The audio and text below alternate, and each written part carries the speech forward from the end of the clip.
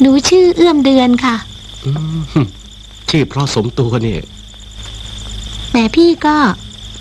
พูดเหมือนพี่พรตอีกคนหนึ่งละนั่นยิ่งไปกันใหญ่เลยหาว่าหนูน่ากินไปทั้งตัวเลย แล้วเคยเขากินบ้างหรือเปล่าเขาเหมือนเด็กชอบกินนมพี่ก็เหมือนได้พลดเหมือนกันอะ